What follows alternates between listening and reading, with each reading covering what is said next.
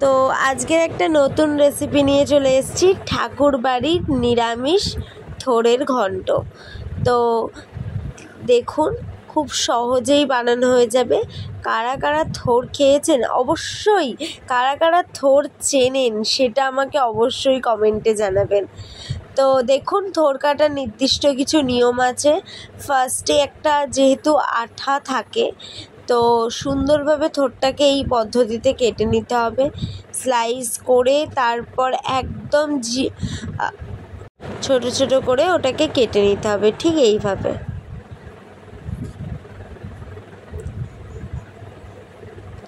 তো এটা একটা আয়রন রিচ খাদ্য, যাদের আয়রনের পরিমাণ কম, ঠিক আছে, স্পেশালি প্রেগনেন্ট মা বা এরকম অনেক মানুষ আছে, তাদের জন্য এটা খুবই উপকারী। তো কিছুই না, নুন দিয়ে ভালোভাবে থোড়টাকে ম্যাশড করে করে জল বের করে দিতে হবে।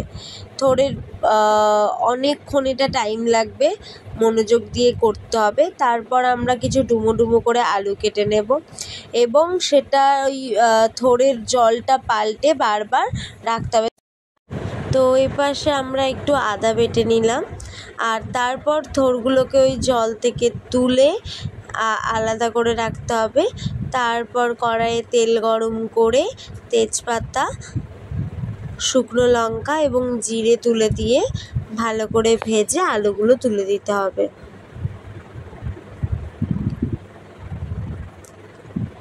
আলুগুলো তুলে দেওয়ার পরে আমরা কিছুটা কাঁচা লঙ্কাও যোগ করে দেবো এবং টমেটো দিয়ে দেবো।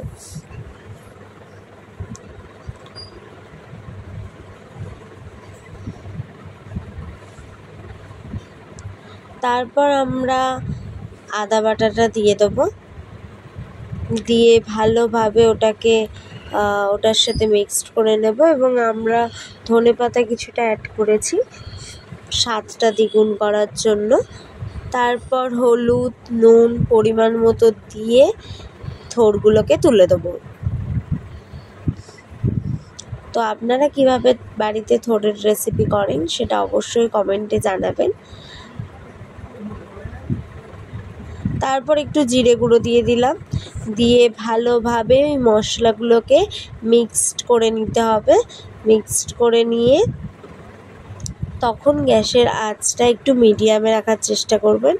পরিমাণ মতো নুন দিয়ে দেবেন, দিয়ে তারপর জল অ্যাড করে দেবেন।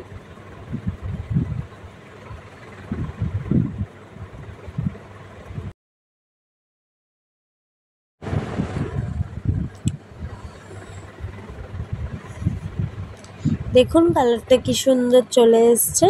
এবার কিছুই না, আমরা জিনিসটাকে চাপা দিয়ে দিয়ে সিদ্ধ করে নেব,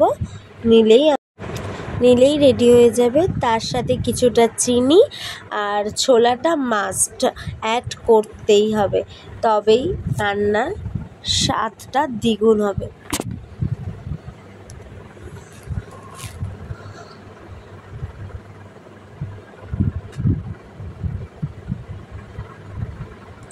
সবটা একসাথে মিক্সড করে নিলাম।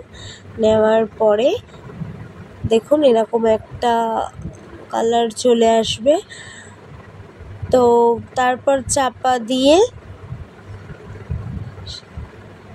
সবটাকে ভালোভাবে সিদ্ধ করে নেওয়া হয়ে গেছে।